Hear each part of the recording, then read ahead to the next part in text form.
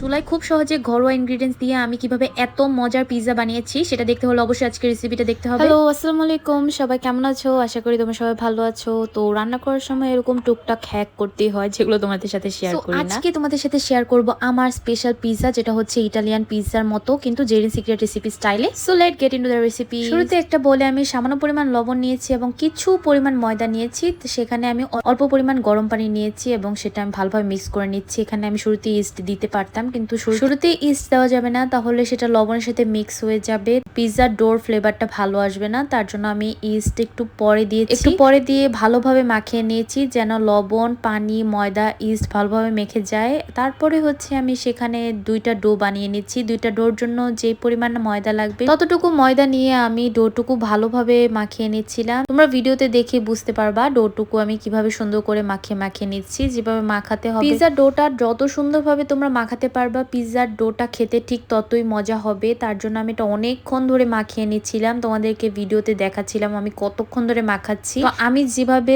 Squeeze করতেছিলাম, তো তোমরাও সেভাবে মাখিয়ে নিবা পিৎজার ডোটা। এখানে আমি অনেকক্ষণ পিৎজার ডোটা মাখিয়ে নিয়েছি, তারপর 20 মিনিটের জন্য রেস্টে রেখেছি। তার মধ্যে আমি এখানে একটা কাজ করেছিলাম, যেটা হচ্ছে পিৎজার সস বানাবো। তোমরা সবাই রেডিমেড সস ইউজ করো, কিন্তু গাইস ট্রাস্ট মি, যদি এই প্রসেস ফলো করো তাহলে তোমরা পিৎজা খেতে আর রেস্টুরেন্টে যাবা না, বাসায় বানাই ফেলতে পারবা এত মজার মজার পিৎজা। তো তার জন্য এখানে আমি 3টা টমেটো নিয়েছি, টমেটোগুলো আমি সিদ্ধ করে নিয়েছিলাম। পিৎজা ডোটা আবার ভালোভাবে মাখিয়ে নিয়েছি, মাখিয়ে নিয়ে সেটা আমি আবার রেস্টে রেখে দেবো 2 ঘন্টার জন্য। তার মধ্যে আমি পিৎজার টপিংস এর জন্য কিছু পেঁয়াজ কেটেছিলাম, রসুন কেটেছিলাম, সেগুলো আমি হালকা করে সটে করে ভেজে নিচ্ছি। তারপর আমি কিছু ফার্মের মুরগি নিয়েছি, যেটা হচ্ছে আমি পিৎজার টপিংস এ দিব। তো শুরুতেই তোমাদেরকে বলেছি এটা জেরিন সিক্রেট রেসিপি, কিন্তু ইটালিয়ান স্টাইলের পিৎজা, তো একটু ডিফারেন্ট হবে, যেটা তোমরা অবশ্যই বাসায় ট্রাই করবা, কারণ ট্রাই না করলে বুঝবা না এটা এত মজা হয়েছে। তো এখানে আমি কিছু পরিমাণ ফার্মের মুরগি ব্লেন্ড করে নিয়েছিলাম, তো সেগুলো হচ্ছে আমি রসুন ও পেঁয়াজ কুচির মধ্যে দিয়ে কিছুক্ষণ ভেজে নিয়েছি। তারপর সেখানে আমি অল্প একটু ধনিয়া পাতা দিয়েছি, একটু পানি দিয়ে ভালোভাবে ভেজে নিব। লবণ, মরিচ,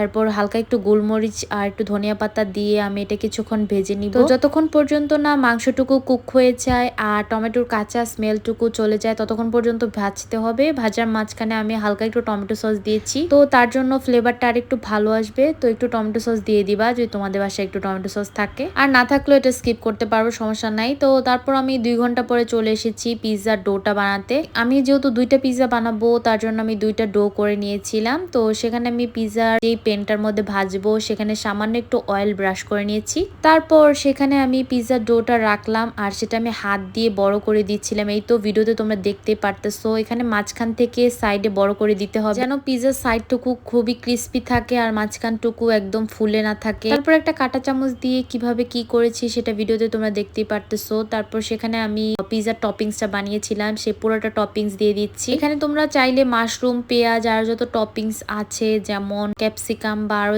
যার যেটা খেতে ভালো লাগে সে সেটাই দিয়ে দিও। আমি হচ্ছে এগুলো আমার কাছে ছিল না অ্যাভেলেবেল, তো আমি যেহেতু বাসায় বানাচ্ছি শর্টকাটের মধ্যে, তার জন্য আমি জাস্ট কর্ন দিয়েছি, যেটা আমার কাছে ছিল তখন। আর তারপর হচ্ছে আমি চিজ দিয়ে দিচ্ছি, ভরপুর চিজ দিয়ে দিলাম। ও বাই দ্য ওয়ে গাইস, এটা কিন্তু আমার হোমমেড চিজ, যেটার রেসিপি আমি তোমাদের সাথে শেয়ার করিনি। যদি চিজের রেসিপি লাগে তাহলে তোমরা আমাকে বলবা, আমি তোমাদেরকে চিজের রেসিপিও দিয়ে দিব। এরপর আমি চুলা একটা হাঁড়ি বসিয়েছিলাম, যেটা আমি প্রি হিট করে নিয়েছিলাম 10 মিনিটের জন্য। মানে এটা হচ্ছে 10 মিনিট পর এটা অনেক বেশি গরম হয়ে গিয়েছিল, তো আমি চাচ্ছিলাম না এটা যেন আমার হাতে লাগুক, তার জন্য আমি উপর থেকে এটা ঢিল মেরে ফেলে দিয়েছিলাম। এটা একটু রিস্কি প্রসেস, তোমরা আমার মতো এরকম বোকামি করবা না গাইস। তো তারপর হচ্ছে 30 থেকে 35 মিনিটের মতো সময় লাগতে পারে বা কম বেশি হতে পারে, কিন্তু দেখো গাইস এত সুন্দর, এত মোচমোচে হয়েছে, যেটা তোমরা বাসায় ট্রাই না করলে একদম বুঝবা না। আর খেতেও অনেক বেশি মজা হয়েছে, আমি আব্বুকেও দিয়েছিলাম, আব্বু ট্রাই করেছিল। আর পরবর্তীতে তোমরা কিসের ভিডিও চাও সেটা অবশ্যই বলবা। See you in the next blog. তো গাইস আজকে পিৎজা রেসিপিটা এই পর্যন্ত। পরবর্তী ভিডিও দেখার জন্য অবশ্যই আমার পেজ ফলো করবা। আল্লাহ হাফেজ।